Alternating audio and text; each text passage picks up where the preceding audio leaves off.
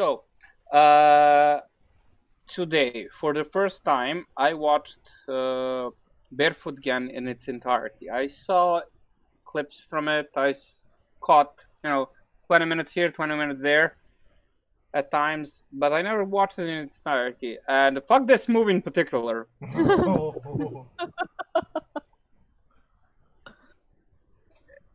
I mean, yeah, it ends on a, bright-ish note, but yeah, it's a story about the days around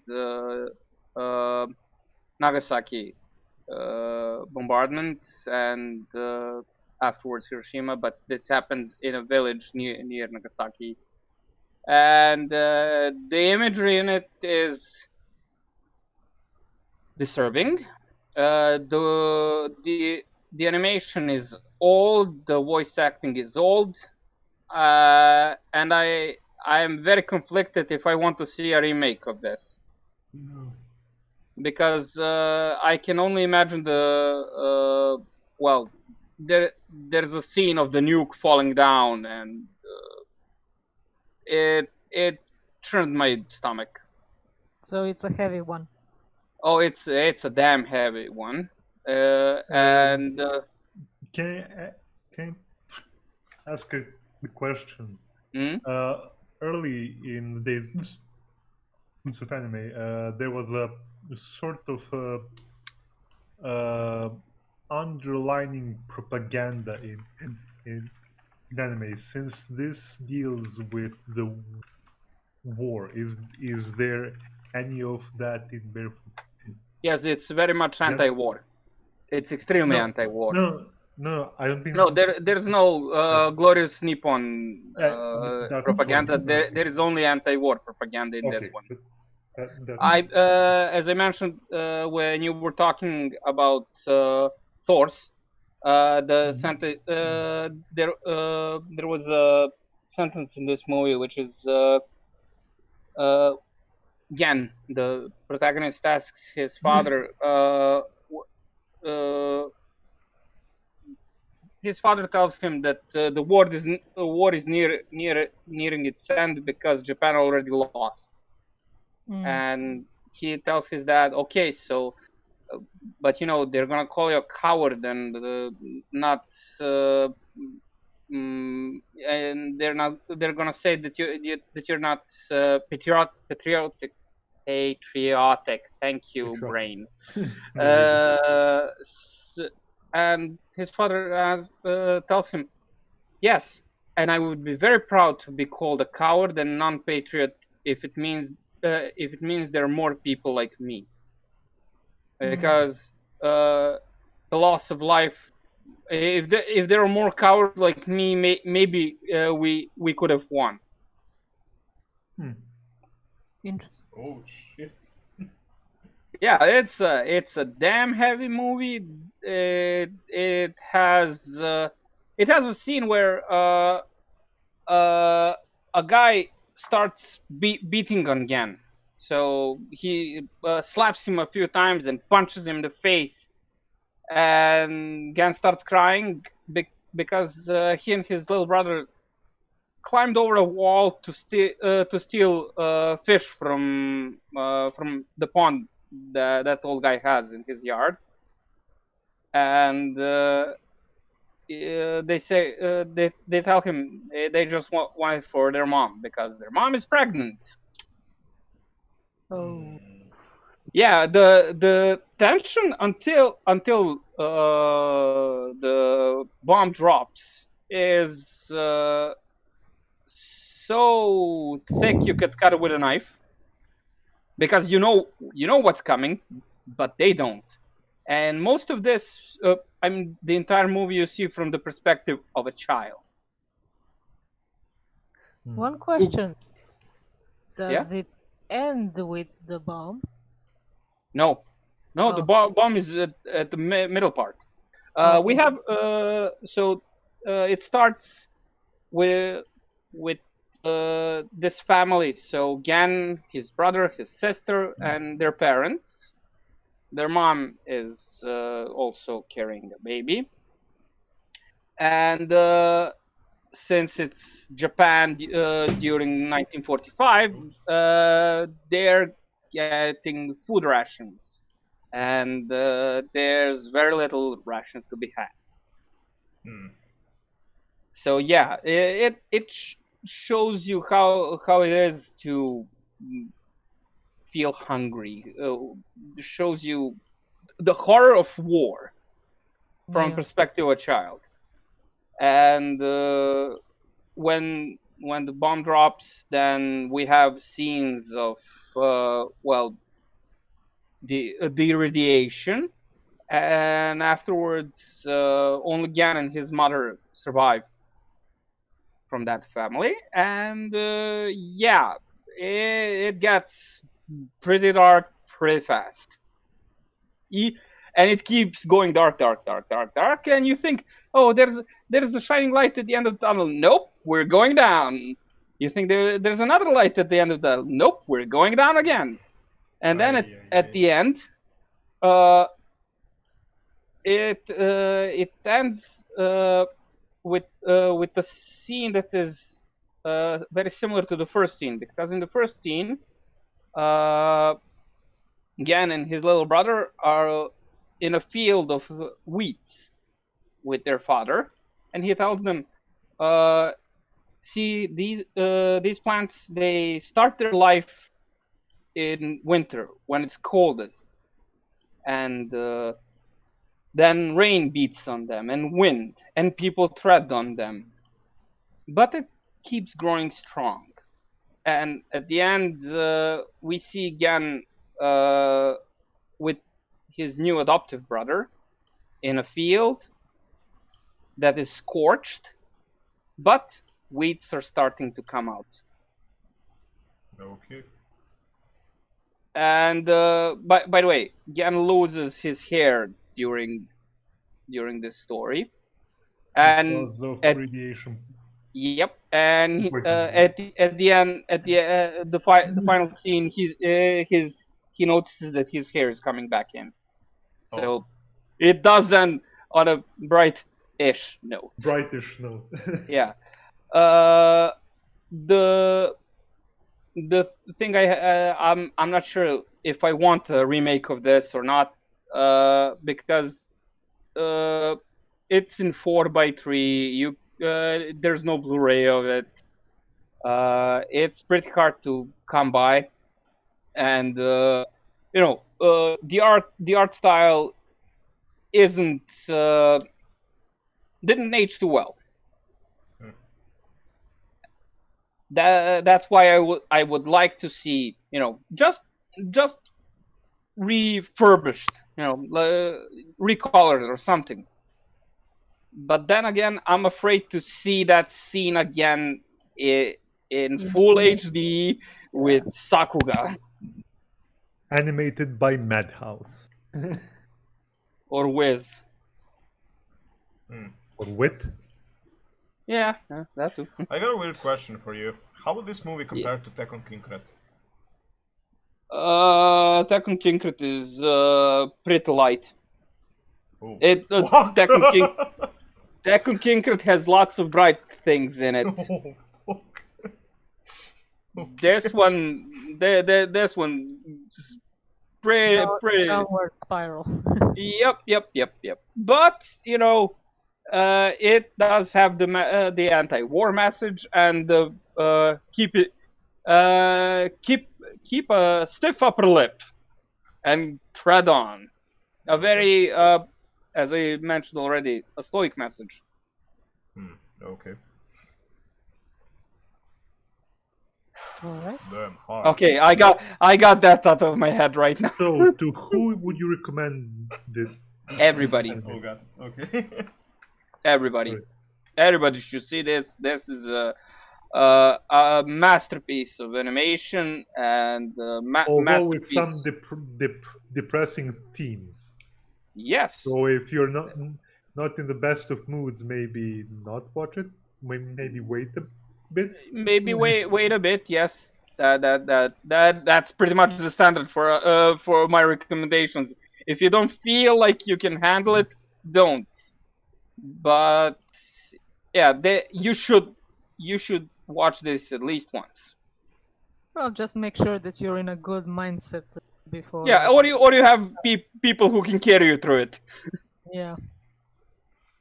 Okay. Yeah, Alright. just watch the entirety of Zero for it, and You'll be fine. And some kitten videos after it. Prepare a stash of them. Okay, Keiki. Well, let's continue with well, not with this. Not with this, please. Let's No more continue. of this, please. Let's continue with suffering. I'm going to continue where T-Cat left. Mm-hmm. So, if you're a fan of Bakano, I think you're going to like 91 Days. It's the same studio, and Nice. it's basically an anime love letter mafia film. So it's a niche genre in anime, as far as I know. And so the story is set in the town of Lawless in Illinois during the during the 91 days. prohibition in late 1920s, which means alcohol is illegal and brewed liquor dominates the black market thanks to the Italian mafia. Same question, like I asked T-Cat. No. But you will like the main character. Let's say it like that. Studio Shuka. I have not heard of this studio. It's the same one that did Bakano and Durarara. Oh, and they did Natsume's Book of Friends season 5 and 6. Okay, interesting. So we start with Avilio Bruno. That's our main character. And he received a letter. And then we go back to the flashback of his past when his family was brutally murdered while he was hiding in the closet by Vanetti family. And he's the only survivor. And he was in hiding for those 7 years, and now he's back in his hometown to seek revenge. And of course, he gets the assistance of his father's friend, the person who sent him the letter. And Bruno integrates himself into the Vanetti family, so he can exact his revenge. I fucking love this. What you just elaborated. I mean, from the very beginning, you know that the main character is there with the main goal to just like kill the majority of the characters in the show. So yeah, you see him integrating into the Vanetti family. He becomes trusted. He develops friendships and relationships. Even shares a laugh with them and jokes. And you look at all that knowing that, you know, it won't last because his main goal is to kill them. So, yeah. So basically, he's a high-functioning sociopath. Yeah, well, he has a reason, but... Yeah. No. So it's very bittersweet. Yeah, I mean, it's a very dark themed anime, and you have a lot of violence, gruesome killings, and pacing is very fast. But also with the pacing, it may not be good for everyone, especially those who are not like 100% focused on the show. But it's one of those. Yeah, you need to pay attention. Oof. Okay. I like this more and more. I mean, it's a rare thing to find mafia type anime and to see them being done well. And I believe this one is definitely done well and Uh, is worth watching. And it doesn't have 91 episodes; it has 13. So, okay, that's a big plus for me. so yeah, Uh, overall, definitely huge recommendation. yeah, if you haven't seen, I mentioned last week Gungrave. Mm-hmm. You mentioned it with the Berserk, right? Yeah, Yeah. I mentioned it together with Berserk because basically the story goes off the rails at a certain point, but through the entirety of the story, it's about mobsters, uh, children from the street trying to become gangsters, trying to become mobsters, trying to become mobster bosses. Mm, So yeah, if you like this, probably the definitely. Gungrave will be for you. Who doesn't like this type of shows? And you know, it's historical. It's in the 20s. It's not samurai, but I think we have a theme of the revenge stories in this episode. Mm-hmm. So yeah, Well, a good most of revenge story. most of good historic stories are about revenge or Yeah. finding gold, right? Kamui. Yes. Dororo, kind of. Yeah. Yeah. Okay, All right. so That's it. Finn, Is it me? it is Again? you. Quite sure, my friend. Okay. Um, For these two, I'm just gonna have to refresh on this one for a bit. Just let me. Okay, Oh. do you want Ticket to take over while you're Yeah, sure. refreshing yourself? Sure. Okay, so okay, I wasn't prepared for this. Give me a second. Where did I put it? Where did I put it? No. Yeah, oh, there you are. Okay, Okay. so we're going back into feudal Japan. I think you. I thought you were going to say the future. Oh, technically, Okay, I know where we're going. We're going to the Meiji Gintama. Restoration. Gintama. So this is basically what happens when you have a what's called feudal Japan meets Everything else. meets everything else that invades them, destroys them, and technically like we are your lords and masters now. Now, and the reason I find Gintama hilarious, despite the main character and the rest of the main characters displaying a code of Bushido, they have a badass amount of Shinsengumi, who are one of them is named Kondo, so we are Yeah, that's the first captain of the Shinsengumi. This is uh, to put in context. This is happening at the end of the Sengoku period. No, at the end of the Edo period, as it transfers into Meiji Restoration. yes. So this basically during the civil war that was happening, aliens invaded. Yep. And Japan tried to resist, but they failed. And they failed miserably. Which is shown in the anime quite clearly. And the Oh, funny thing you mean strangers came with guns from outer space? yes. Yeah, I was about to say, and then the aliens came. Yeah. But the reason why I really find it hilarious is the reason why Japan opened to the rest of the world was because the Americans literally took the Navy and just opened a fucking port, which, spoilers, happens to be a very important part in this town of the story. And I'm a sucker, and I just cannot stop finding those little symbolisms that might be tailored in the story. It plays around a guy who is literally the embodiment of the Bushido code, but he accepts everyday life as how weird it can get, and just proceeds to live on through it.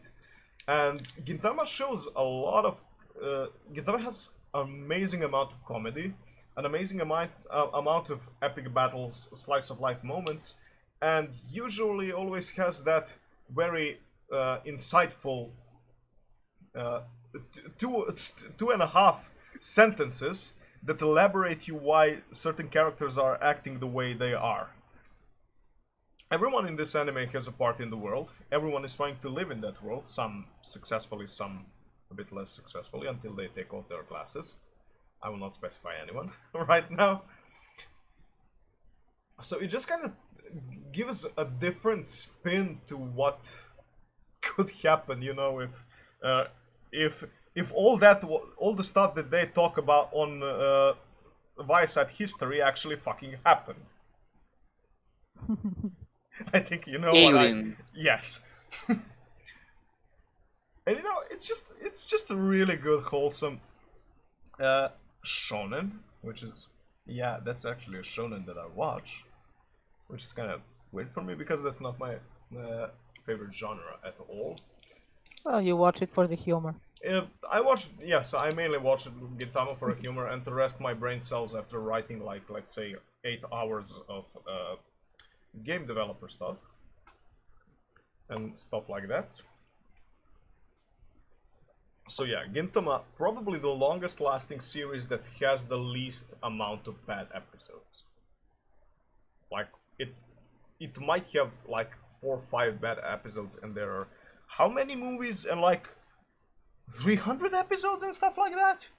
Yeah, I was just about to ask you that. So tell me, how many in total is there? 300-ish. Oh my God. But Yeah. the thing is, you can there's watch guides for Gintama.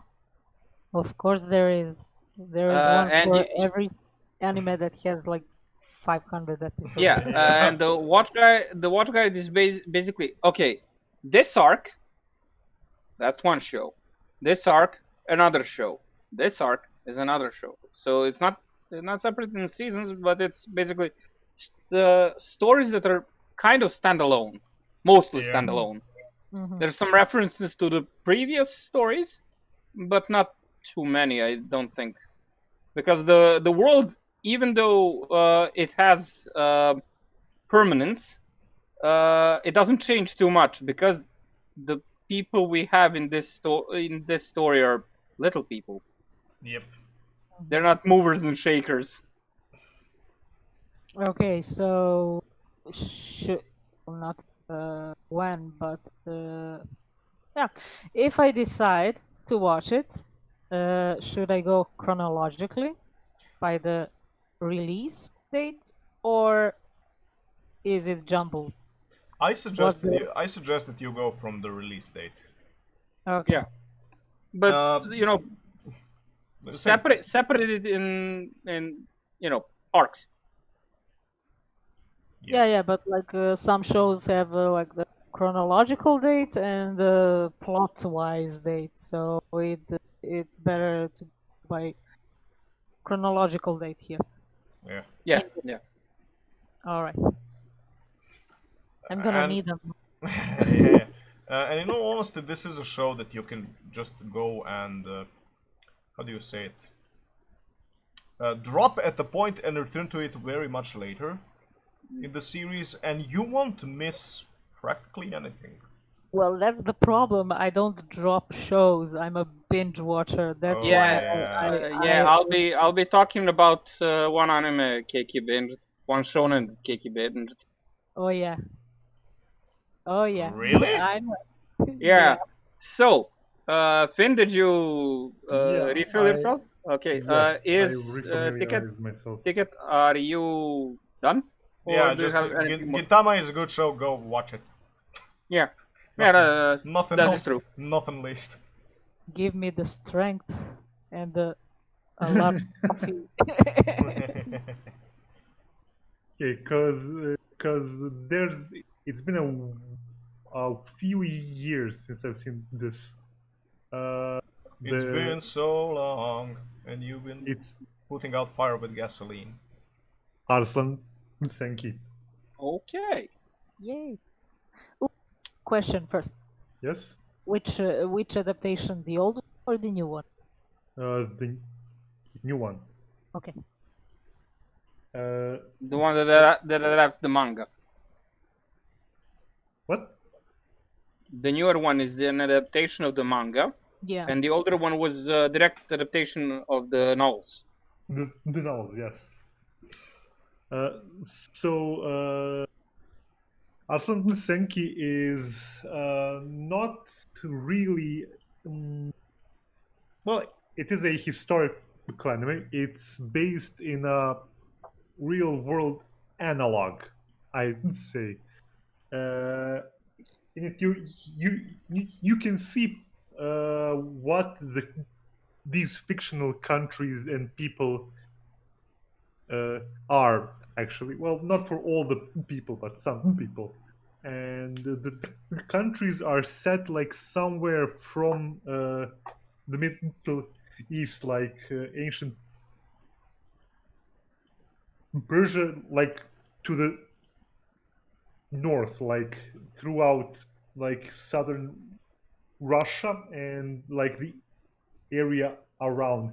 Yeah, the Caucasus Persia. and the Yeah. Caucasus and Kazakhstan and Iran, Iraq, Persia, and I think they even go to Turkey at some point, right? Well, through not actually To Anatolia, Turkey, but sorry, to to Anatolia. to like the Turkey equivalent. Yeah. This because this is his historical, like alternate reality kind of historical anime. There is some. It's like Conan in how it deals with magic and spells. Like magic is rare, but when I'm it's back done, in 2 minutes. Sorry to interrupt you. yeah, okay. It's rare and unnoticeable, but when it's done correctly, it's noticeable.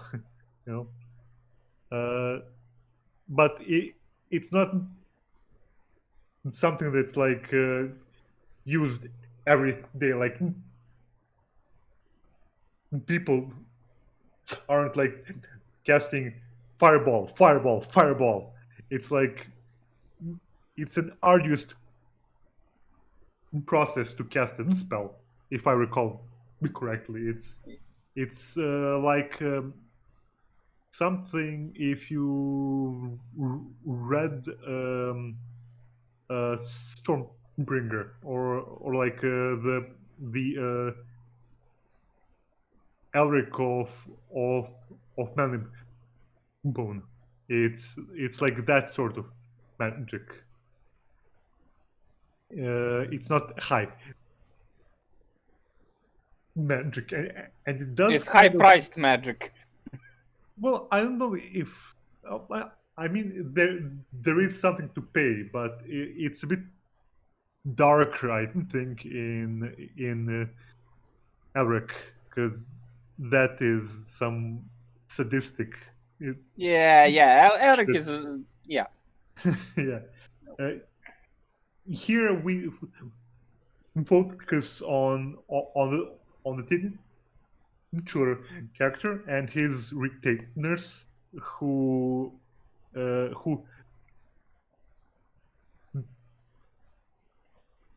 guard him and help him assemble a force to take back his kingdom, which has been split and put into like sort of a civil war. And it's like it focuses a lot or majorly on him traveling, like him and his party traveling through various areas and countries, picking up people and allegiances in order to take back the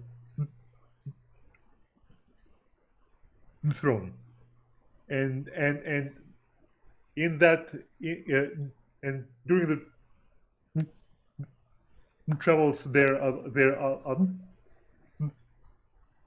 assaulted by the bad guys, like The forces of the Dark Invader nations. King. Well, the bad guy is like called Silver.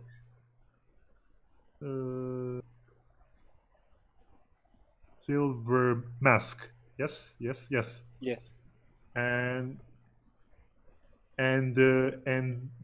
there's some intrigue, but it's the most of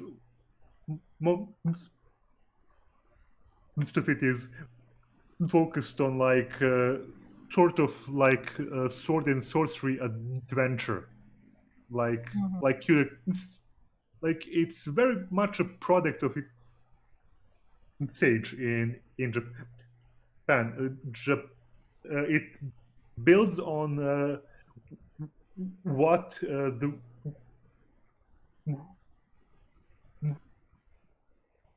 writers of fantasy in like 70s built, like Mordecai. You know, it has very much that feeling.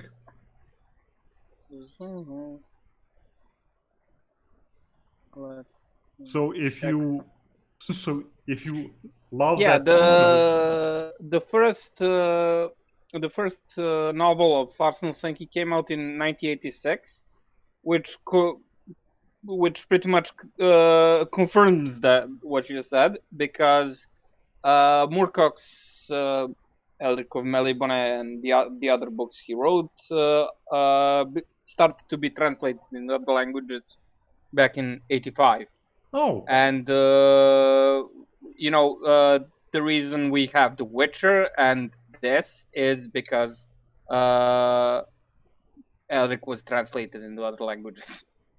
Yeah, and I don't think it gets the kind of attention it deserves, because it spawned like a bunch of fantasy that we today enjoy, you know. Mm-hmm. Like Arsene Senki.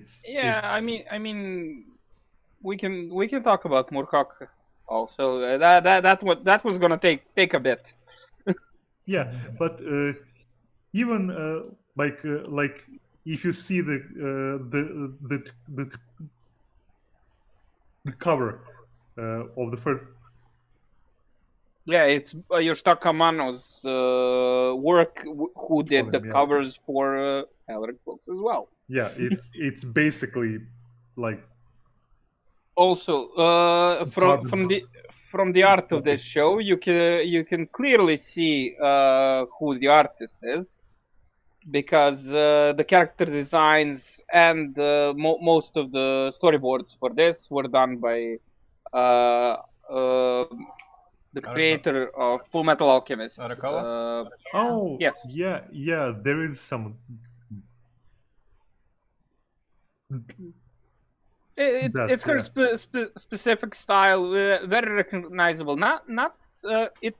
It's as anime gets. Yeah. But it's very specific. Two different shows, like for.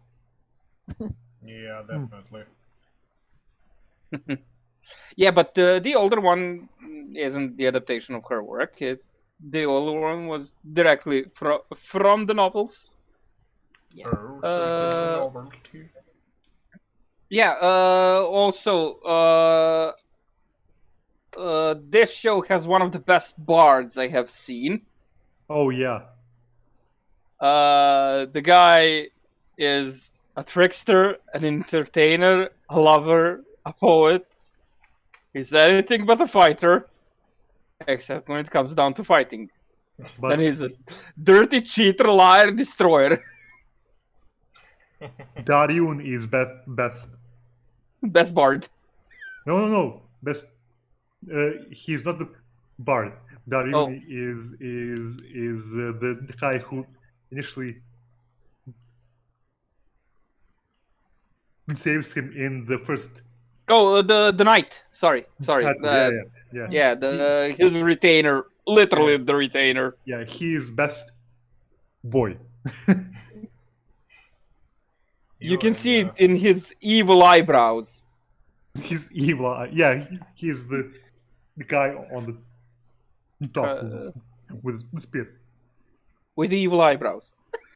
Yeah, they're not evil. They're just They're mad. just misunderstood. No. He's not evil. His eyebrows are very evil. Fair enough. His eyebrows could kill a man. Perhaps, yeah. Alrighty. So So this is the full circle now. So we're coming back to the Meiji Restoration. Yay! And the shonen that Keiki binged like crazy. Yes. I don't know why she did that to herself, but okay. What was it? 138 episodes in 2 days? 3 Yeah, days. something like that. What? I know Yeah. I didn't sleep at all. Yeah, and she Oh, skip God. the intro, skip the endings. Just watch. Yeah, but that's why I have issues with Long running shows. Yeah. long running shows. Oh, it's a love-hate I really- relationship. No, it's simply I will die relationship. Okay. I really Okay. want to start Gintama, but I know I will be doing huge disservice to my health. Sorry. Yeah. So, the show I'm talking about is Rorney Kenshin, and it's Okay. OVAs, because the OVAs do justice to the story. The anime, it's fine, but I like it, and it's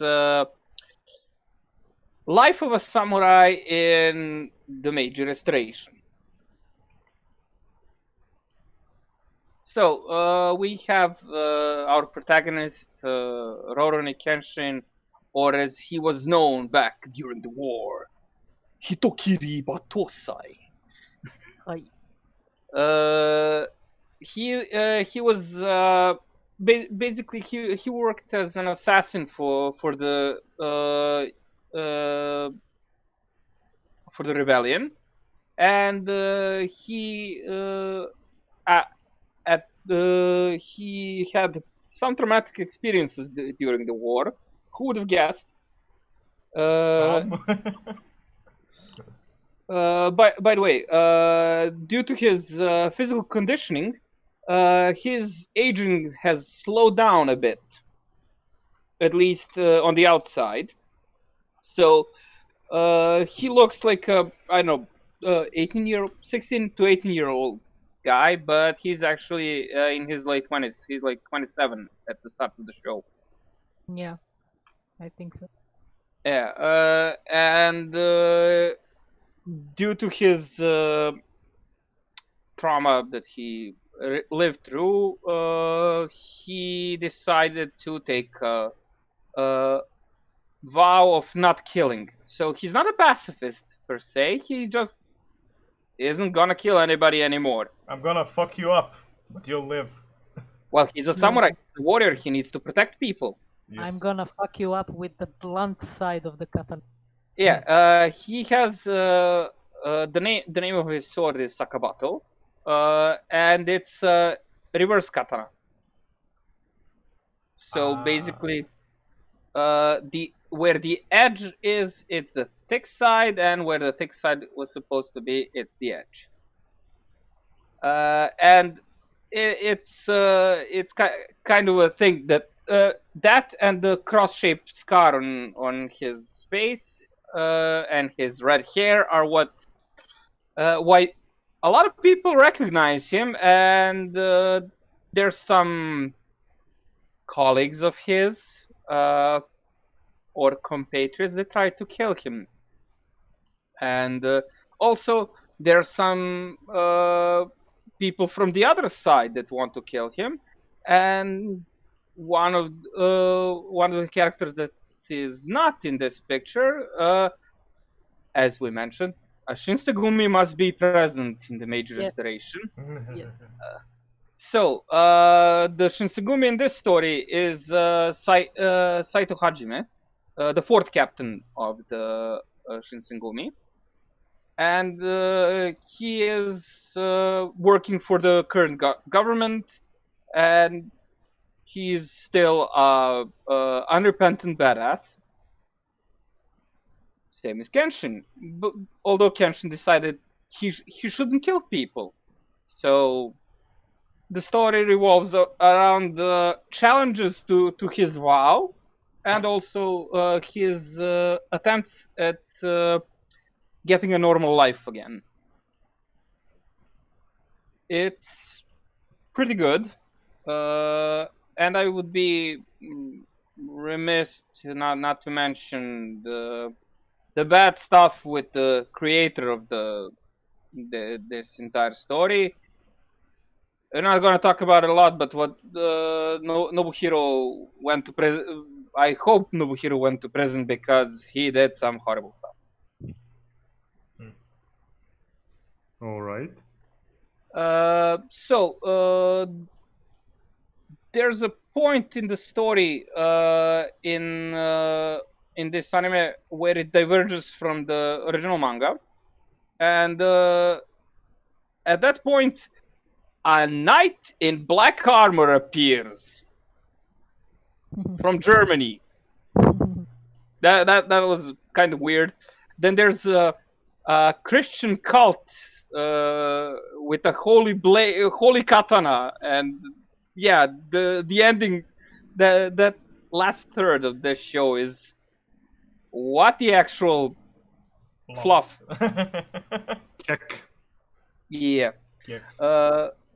But the first 2/3, so around 100 episodes, is amazing, and you should watch it. Although it's pretty old and the animation quality was weakly, so. But if you want high quality and high feels and Feels. lots and lots of feels, watch Samurai X, Samurai X or Roroni. Betrayal, which is the OVAs that tell Kenshin's story about how he got the scars on his face and how I got these scars. Scars. Damn it. yeah. You joke. Watch the OVAs and then joke again. No, but that's the thing, because the series have that light-hearted moments thing, and Oro? it's Oro, and it's Oro? a perfect balance of the fancy, Fun, yeah. and then you get OVS and you're like depressed for next week. So yeah. Neat. Yeah, the show balances pretty well the darker side of assassins trying to chase you through your life and comedy. So it does the balance very good. That was kind of why the manga and the show became so popular. Also the character designs. Ticket, you will know for certain who Kenshin is an inspiration for. Gintoki? One of your favorite characters No. from Guilty Gear. Baiken? Yeah. Oh! Wait. Wait. Is Kenshin then, in that case, also one-handed? No. Okay. No. But there is a character who uses gunpowder in his glove. Yeah. Okay, the reason why I asked was because Baiken was also done by... There is a trope in Japanese culture about one-handed badass samurai chicks. Chicks. Yeah. Yeah, Kenshin isn't a chick. Kenshin is a dude. Okay. Ora. Yeah, but there's also the trope of red-headed samurai. Okay. Onimane Kyo, Baiken, Kenshin. Yeah. Jesus, there's Jesus. Jesus. Many. I'm trying to remember names, but it's not a working. Yeah. Okay. The Brian. I get Okay, the stop. I get the point, and I like it. Okay. Also- I'm fully recommending this to watch this. Maybe read it because the manga holds up to time. The anime not so much, in my opinion. Press X. Also, if I might add, I think, well, my personal opinion, best movie adaptations, Japanese movie adaptations. Oh yes, the live action adaptation. Yes. Yes. Heck yes. It's Oh. phenomenal. The soundtrack, the action, everything. I think there are 3 movies. Yeah, there are 3 movies. They cover the Kyoto arc, and yes, they do it justice. Yeah. That's cool. That's cool to know. So this is probably going on my list ASAP. All right. That's as soon as possible, if no. Yeah. Next, Okay. let's okay, Kyoto. Okay. Oh. Meiji Restoration. Of course. Right back at it. We're talking about Aoi Bungaku. So it's a 1-season anime that's covering 6 short stories from Japanese literature. I have trouble with that word. It's Literature. not just historical, it's also psychological. I had to drop some minutes, sorry. So, all stories were written just prior to, during, or immediately following the Meiji Restoration period. So, first story is No Longer Human by Osamu Dazai, and it's about a man who's battling with mental illness. So it focuses on a son of a congressman who has really twisted perceptions of society and like nihilism 101. Let's say it like that. God. What I need to say before I go to the second story is that art style differs in each of them, and this is the gloomy grayscale kind of one. So the second story is, oh dear, bear with me. Sakura no Mori no Mankai no Shita. Yeah, did it in one go. And it's by Nice. Thank you. And this is probably the most bizarre one because it has like light colors and some chibi animation parts in it, and it has a lot of blood too, so it really doesn't go together, but As long as it's not blood sea. yeah. No, not senseless. Yeah. And it's the second one is about the bandit who captures a beautiful woman in the forest and he makes her his wife. But the woman is not what she appears to be. Of course. So, Oh, Admarak, thanks for the follow. Welcome. Thank to you for the follow. channel. thank you. So, descriptions of the stories will be short because I don't want to spoil. So I'll go to the third one, Kokoro. It's by Natsume Soseki, and it's narrated twice from different points of view. And it's about a man who lives with a widow and her daughter, and he then invites his childhood friend to live with them. And his friend is suffering with depression, and man, like, okay, well, let me try to help you with that. And later on, his friend falls in love with daughter. it drives a rift between two men, and it's kind of a very creepy love triangle kind of. Ooh. Oh. And the next one, the fourth one, is Ran Melos, also by Tazai, and it follows two men. One of them is a playwright, and he spends his life like waiting for his childhood to come back and meet him. And it's a retelling of a Greek legend of Damon and Pythias. So basically, it's a story about the importance of friendship. Also a gloomy one. The fifth one is Spider's Thread by Ryunosuke Akutagawa. And this one is probably familiar to some here. So the basic idea of the author was to entertain children with this story. The anime is aimed at a much more mature audience. So we have an evil bandit who is executed and he lands in hell. And the only good thing that he's done in his life was not to kill a spider he met in the city. And the spider then drops him a thread to climb up into heaven, and he gets all hyped and starts climbing, but then realizes that others have started climbing the thread before him and behind him.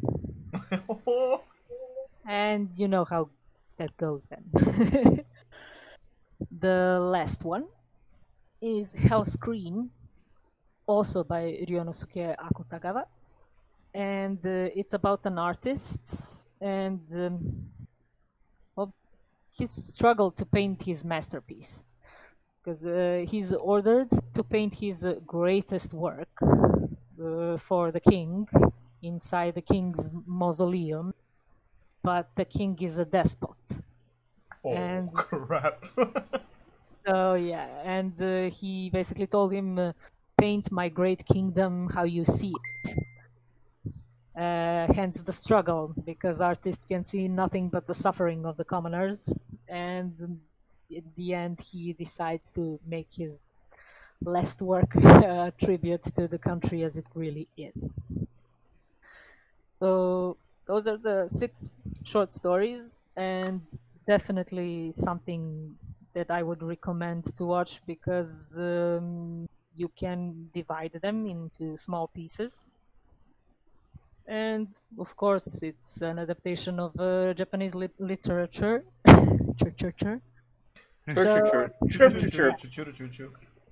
Great way to introduce yourself to that too, and maybe later go and read some. So yeah, that's it. Nice. Okay, from the anime that we went so far, this is the first I'm gonna watch. Awesome. Yeah, because you can watch this and end it. Yes. I love my nightmares flesh and clean. Flash and clean. Flash.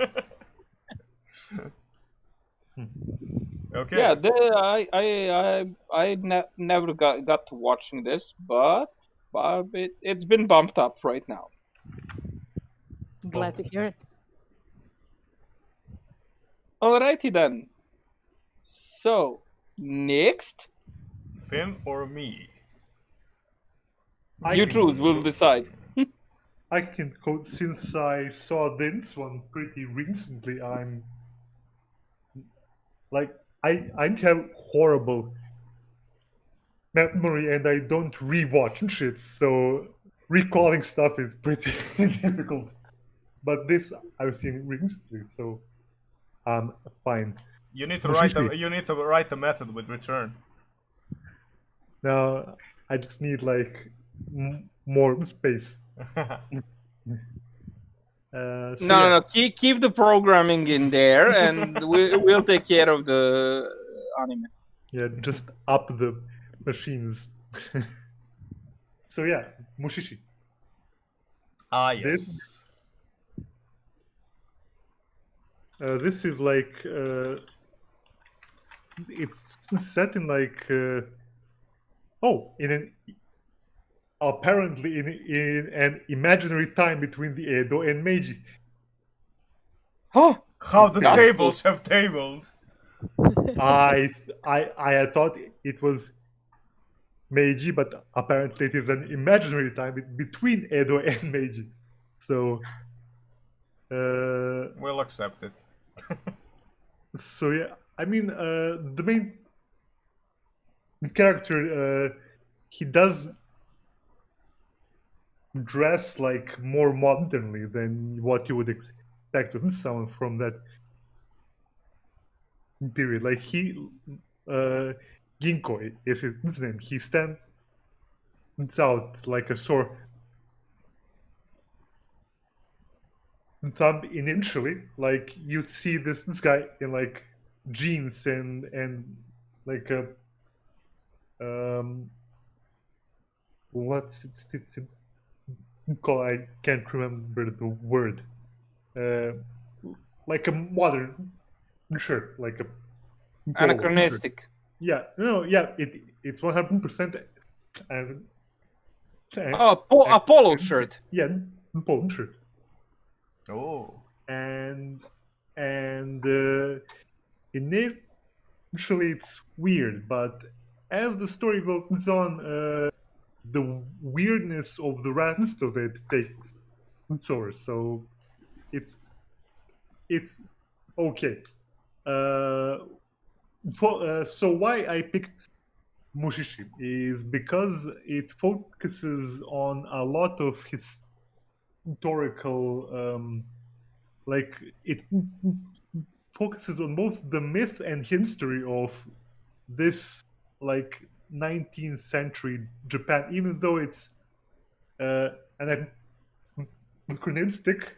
It's like Japan that could have been if things were if Japan hadn't been so closed off, you know. It's, I mean, it is in the series. It's still like pretty closed off, but there is some technology that you wouldn't see in Meiji. Period.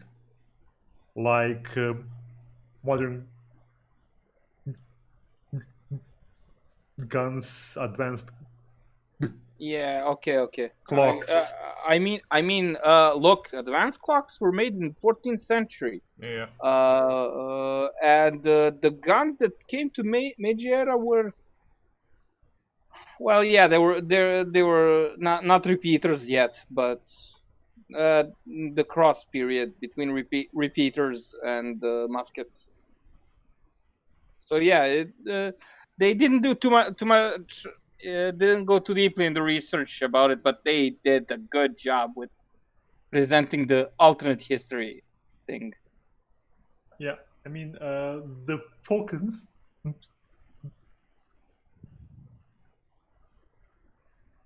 so it is not on that. It's on the day-to-day Yeah. lives of the people who are affected by the mushi. Okay. And there it doesn't show like a good deal of the Japanese country inside of the period, because I don't think a single episode of Mushishi is set in a city. It's mostly he travels through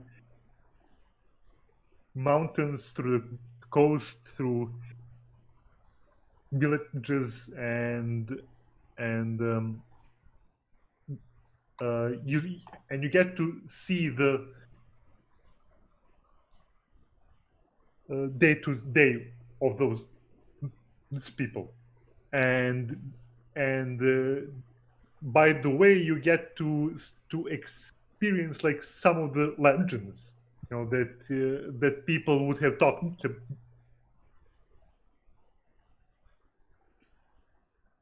both Cool. you just get to see them like first hand through the mushi, you know. So there's that aspect, and it has some of the most beautiful animation. I mean, I'd say the most beautiful backgrounds I haven't seen easily. Cool. So if you're seeking to see like 18th, 19th century Japan in an anime, like this is the series. Nice. to I see. haven't seen this in so long, and as I said in one of our previous podcasts, I really need to get my hands on a HD version of this because I want to see it in HD. Yeah, And it was difficult. and also I will use Ginkgo to shield to you as I do to all our Oh, you're using a people. reverse Uno card. Yes, I'm going to tell him you need to watch Bakemonogatari because it has a funny Ginkgo. I mean, Ginkgo isn't humorless, but yeah. No, I mean this guy is ridiculously funny. I mean his name is Meme. Oshino Meme. Maybe. Meme, oh shit. For the memes. For the memes. Memes for the meme god. Yeah. Okay, so as someone who is recommending us, I heard multiple times by multiple people that it's really too thin. Because I What? think that it's really hard to watch in one go.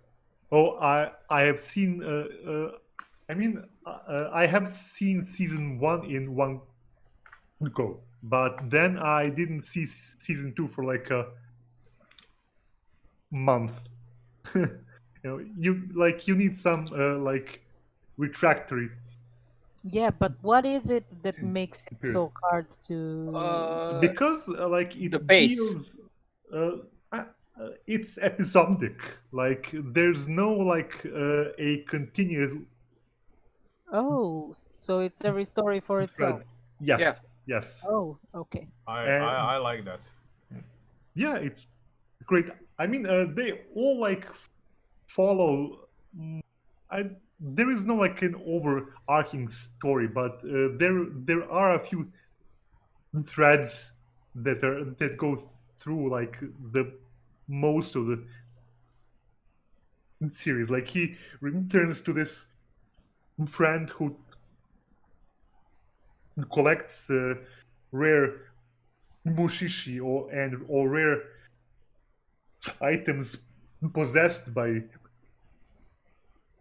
mushishi, and he does return to some places where he's been and stuff like that. So there are some common threads to follow, but there is no like an overarching plot, and I think that's why people find it difficult to watch in one go, because like you finish one episode and it is self-contained.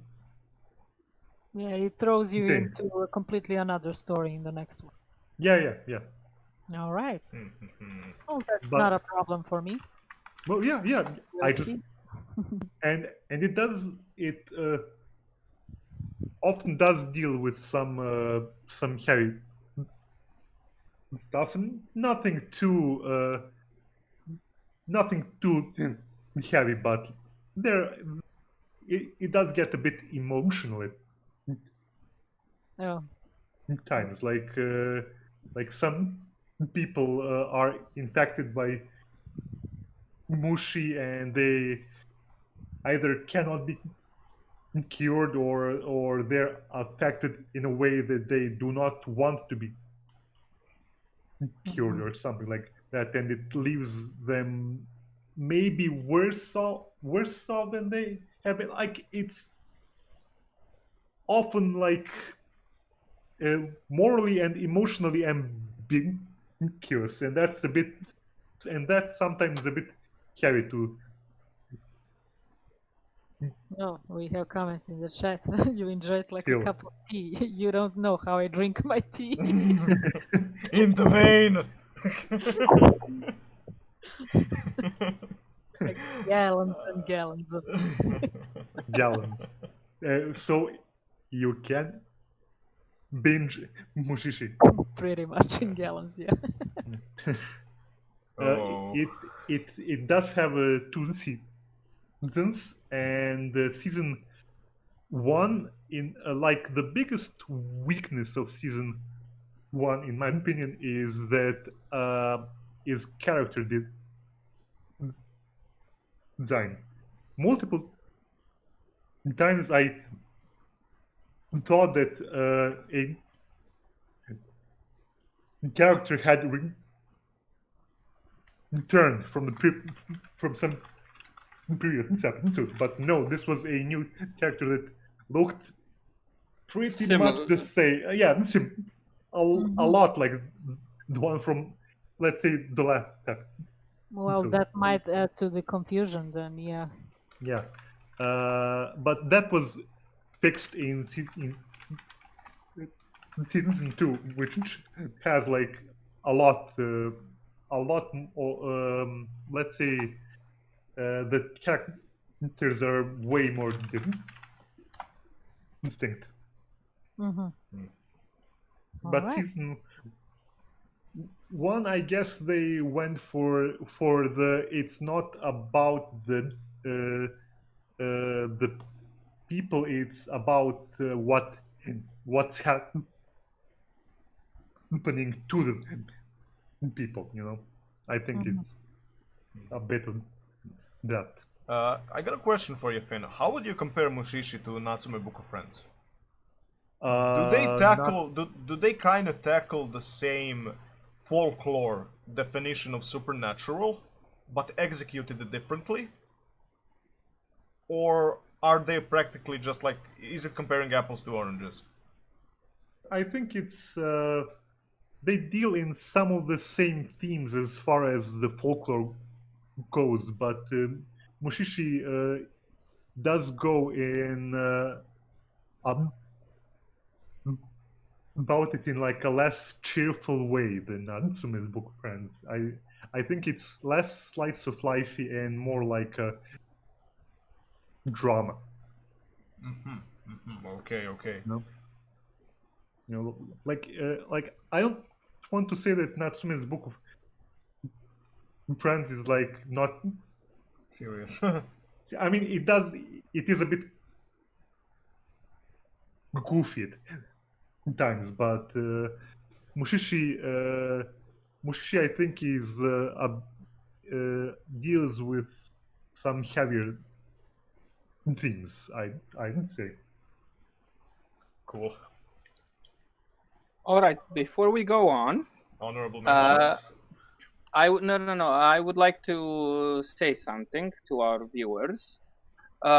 Please don't forget to follow us here on Twitch. Don't forget to follow us on YouTube, Facebook, Instagram, Twitter, all the good stuff.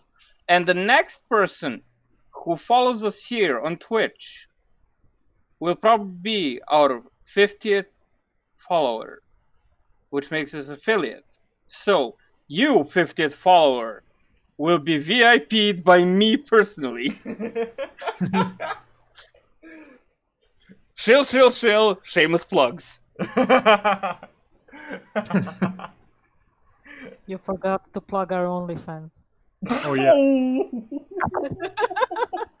Hey, Sir, hey, that's like, look, that's like an Instagram that you pay for, so follow us on Instagram. And it's free. I'm sorry, I need a moment to recollect. Yes, correct, because we're currently on... Like here, I'm now in a conundrum, and I'm in a serious conundrum because I knew what I wanted to represent as my last anime, but talking about everything and generally the history of Japan and the supernatural mythological creatures, I really want to go with one anime that I've probably bored everyone up now, just because it's really wholesome and good.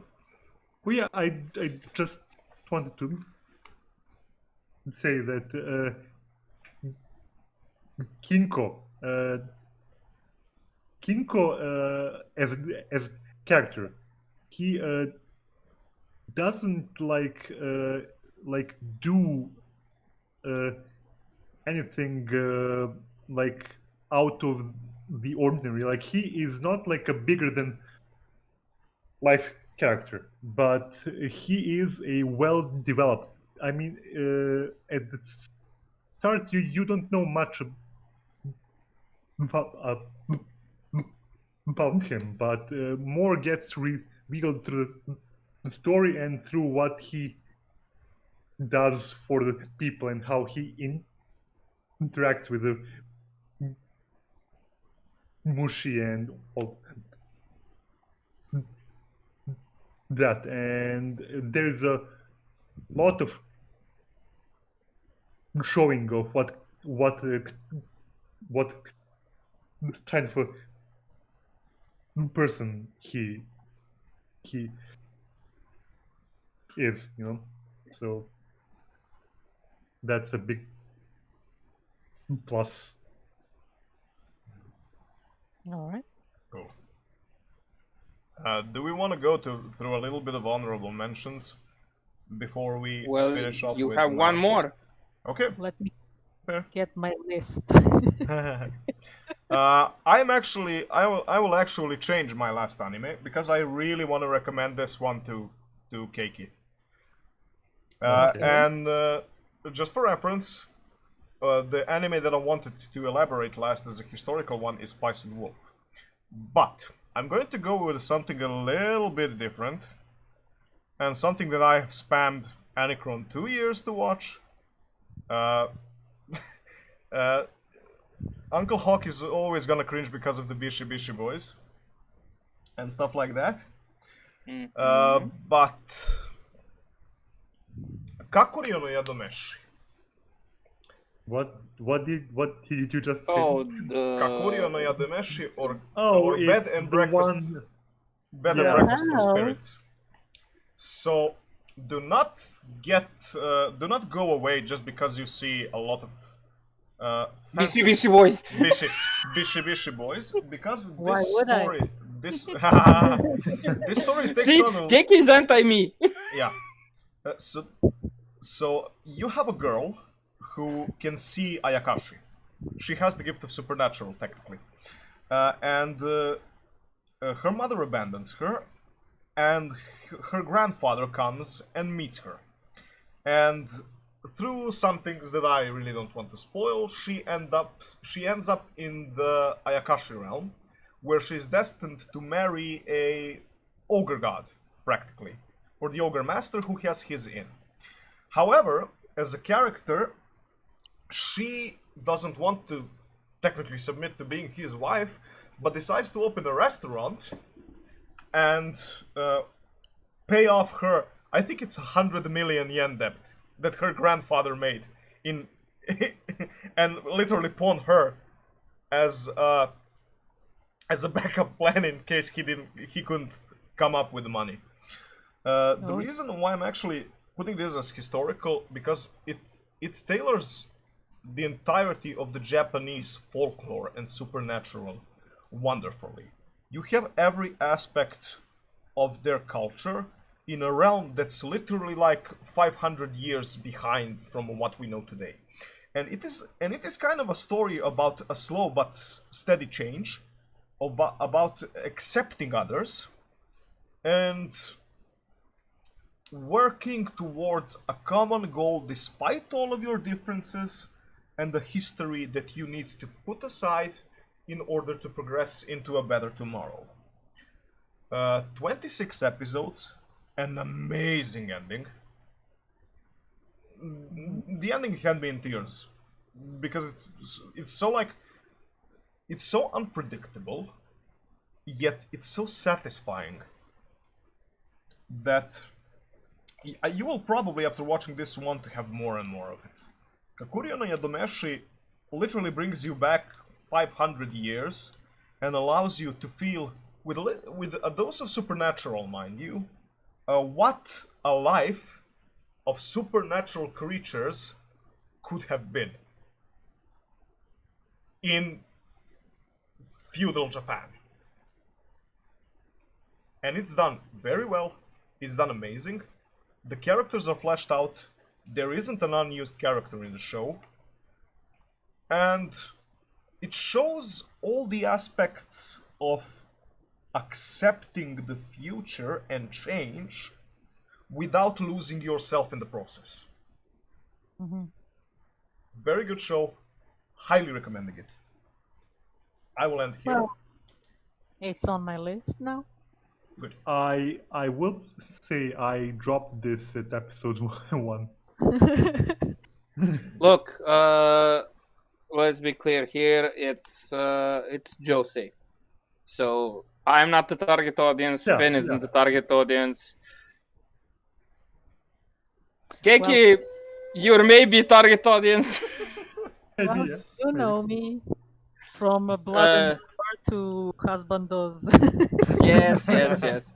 Oh, by the way, I'll talk about this more on Monday. But I watched the episode 3 of Aggretsuko. It's amazing. I love it. Yeah, it's and Anachron is agreeing with me. It's not really Yosai. How dare you say that? It was published in Jose in a Jose magazine. Watch it, then judge it. Come into the voice chat and say that to my Face. mouth, I suppose. Well, oh if I god. If I Ah! oh my god! If I might add, one of my honorable mentions actually is Brave 10, which is also like a bunch of pretty boys and female M's. So yeah, but all in all, it's a good anime. So Yeah. I mean, the quality of it doesn't influence the basic target audience. I mean, yeah, there they are. You see, all pretty boys. And the most frustrating female character ever, in my opinion. I really, really, really hated her. She's like that useless MC, but boobs. my brain. Shinji with boobs. No. Oh, my brain now. It's all your fault. Damn. So yeah, Huh. sorry I skipped a bit with the mention, but it reminded me. No. It's all good. It's all fine. It's all dandy. Alrighty. So the honorable mentions. mentions. Yes. Uh, Okay. Since I started the circle, I'll finish it. No, I mean, I- I got some, so go for it, alright. and I will. So, number one that I already mentioned in my honorable mentions, Katanagatari. Then we have Shigurui, which is age. Very edgy, very dark. Samurais vying for power in court. May I interrupt? I actually thought that it's on your list, not on your honorable mention. No, it's in my mentions. That's why I separated. And I even Yeah, I didn't see it right, and I was like, well, I guess I'll do this one. But yeah. Another which two actually that I don't think could really count as historical, but since we put a lot of weird stuff already, Rose of Versailles and First Squad. First Squad is a movie about Russian Oh yeah. something done by C4 Studio, the studio that works with Whoops. outside creators. We reviewed one of their movies, and I think it was Tekken King, right? And Rose of Versailles, I haven't seen, but I heard it's legendary, so I had to mention it. And one thing I haven't even found a translation of, any kind of translation of, Showa Genroku Rakugo Shinju. So basically, this is happening in the 60s in Japan, about their sit-down comedy clubs. So like we have American stand-up comedy. This is the comedian comes out on the podium and he sits down and starts telling people stories and jokes. And it's about the guy who is trying to get in, trying to start being one of the performers, and the difficulties he has with that. It's a pretty good slice of life drama. So that's it from me. Okay. Okay, I would like to mention Serious the Jaeger. I thought you were gonna go with serious, Sam. I'm sorry, my mind is Not serious. It's Jeez. unfortunately not an anime yet.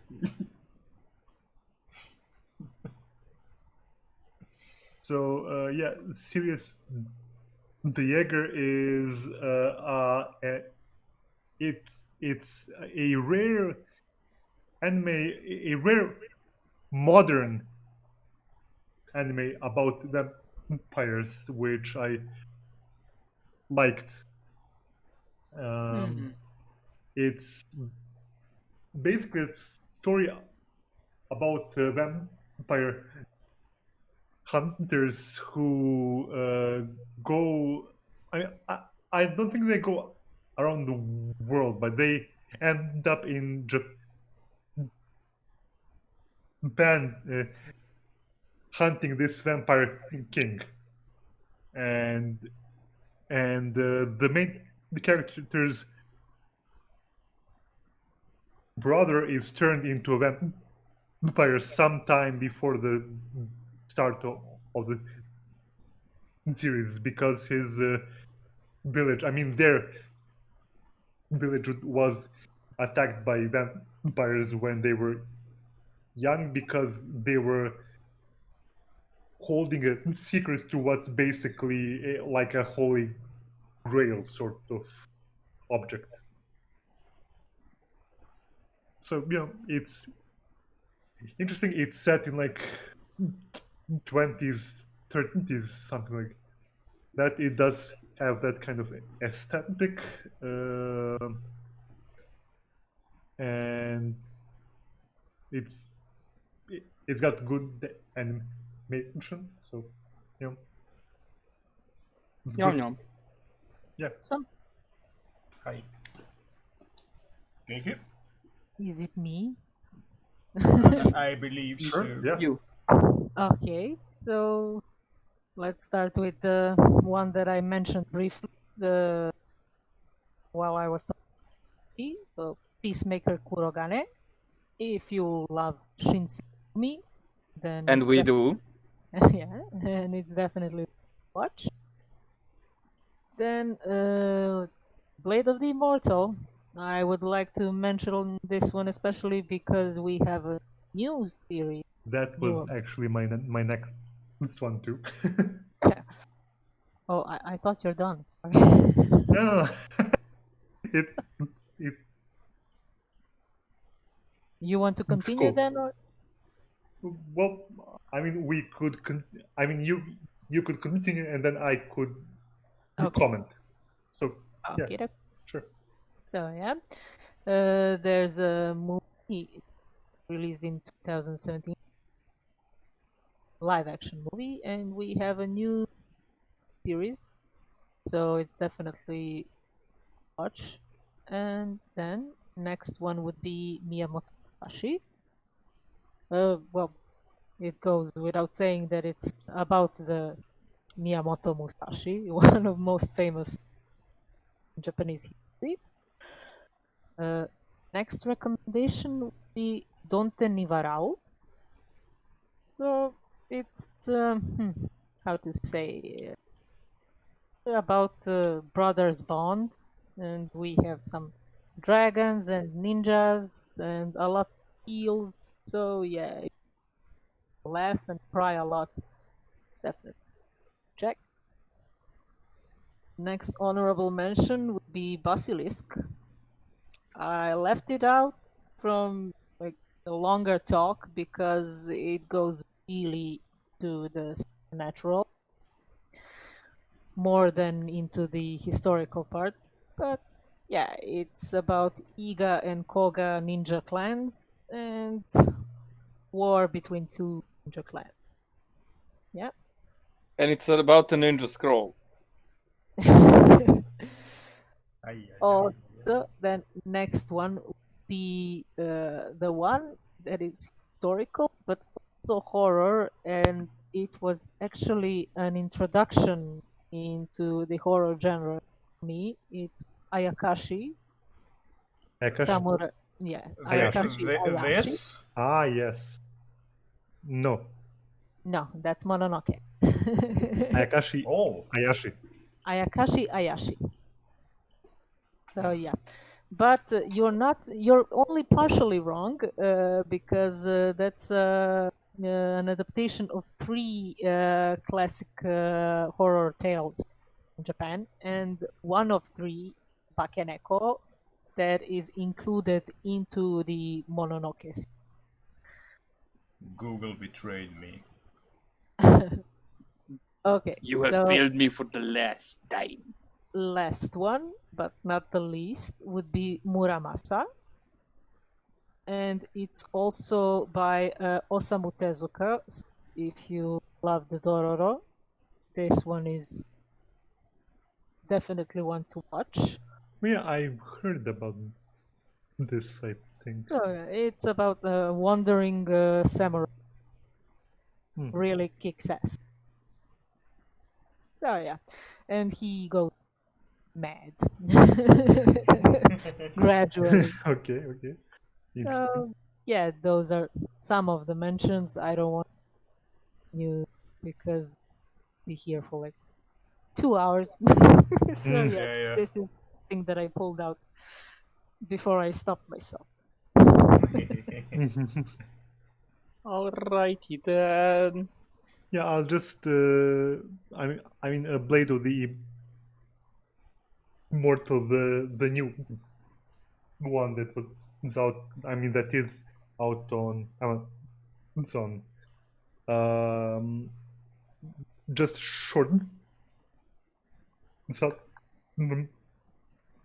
It's about a guy, basically a criminal who killed a bunch of samurai, and as his punishment was made immortal, and he goes on quest to atone. Oh yeah, one of the people he killed was his sister's husband, and as a consequence, his sister died too later, as if I recall correctly. And he basically goes on a multi-century quest to atone for his evil deeds by killing 1,000 evil people. Hmm. Badass. and yeah, he is basically, for all intents and purposes, immortal. Like if you cut him, he heals. Like if you spill his guts, he heals. If you spill his guts, Griffith. Gosh sorry. darn it! I'm sorry. I'm sorry. That was so bad. I mean, the guy had some guts. And yeah. people really tried to kill him Yeah, in ways. yeah, and like some got really close. Like there was that guy who was also immortal, who had like some sort of like a poison for the worms that were. Yeah, this is important. The thing that's keeping Worms. him alive are the sacred worms. And this guy basically had the poison for Hmm. worms, and he nearly killed him, but then it got turned around in a way that you shall see if you watch the anime. And you should. And you should. It's good. Alrighty. I hear Ticket already writing Yes, down. yes. Yes, yes. Oh, and here we have an example of a seinen that is that is liked by the people who it isn't primarily targeted to. So yeah. Yeah. You okay? Give me all the same. Okay, so the ones that are honorable mentions to me. Sorry. Dantalian no Shoka, Gosik, pretty similar, both historic, early 20s, around World War I, stuff like that. But the story goes in a different direction, and it's just a little bit supernatural, mystical, and it's good. Then Chisana Ahiru no Oki na Ai no Monogatari Ahiru no Quack, or how we know it, Alfred Jonathan, or how we know it, Alfred Jonathan Quack, which is a kids show, but it talks a lot about the history behind the life of one orphan who is a duck, and his father became and his foster father is a mole. So it like goes and talks about those. It teaches you about life and discreetly tells you about the problems that, let's say, the World War II brought and stuff like that. So it's actually it's historical in a very different way, and it's surreal totally. And the last that is my honorable mention that I actually wanted to put as my fifth anime is Spice and Wolf, because it revolves around the story of what happens when you have a religion versus paganism that is slowly dying out. Where's Spice and Wolf set? Actually, that's not specified. However, in some episodes there are clear signs that some letters are wrote in Deutsch or German. Yeah, And I know. it could be around 12th, 13th century, something like that, probably. I'm not exactly sure. I haven't been able to specify that. But it should be around there somewhere. Cool. And let's just Nice. show Holo. Because I want to. You forgot to mention the Neko ear. Yeah. And Anikron. Fox ears. Fox ears. What? Wolf ears or Actually, whatever. Wolf. Those She's a wolf. And wolf ears, yes. That's Crawling all, smashed Neko, in you- grave of the fire. Like, why you gotta do that, man? Hey, I already saw Barefooted again today. I don't need Don't this have in my the- life. Why do you have to do this to me? Don't have the emotional capacity for another one. Yes. I get you. I get you. I get you. All good, all understandable. Okay, Anyways, next episode should be just like anime with intense feels, and Anikron should be the only one. we're just like four psychologists. Oh, why have you done? Why is it like that? Yeah, but we're not gonna do it. Anyways, we're gonna wrap this podcast up. We've been rambling about for 3.5 hours. Yeah. Which is quite a lot. So, anyways, we are the Anime Adventuring Party. We're praying for Anikron. Yes, sending positive thoughts and prayers. We are the Anime Adventuring And evil Party. thoughts too. Anime Adventuring Party here. Prayers. Of evil. Yes. I'll send you a prayer. He's gonna mute us all. He can certainly try. That's a good idea, but no, I won't be that type of scum. Anime Adventuring Party here. Oh, now is the silence. With the topic of talking about historical anime and how is it represented in that media. Joining And us prayers today, too. yes.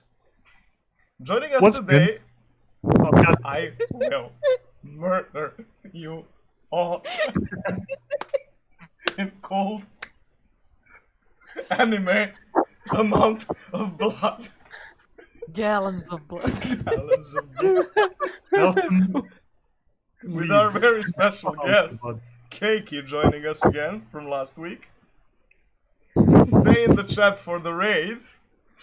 God damn it, I'm dying here. Your Uncle Hockey's sending prayers. Business. Standing beginning.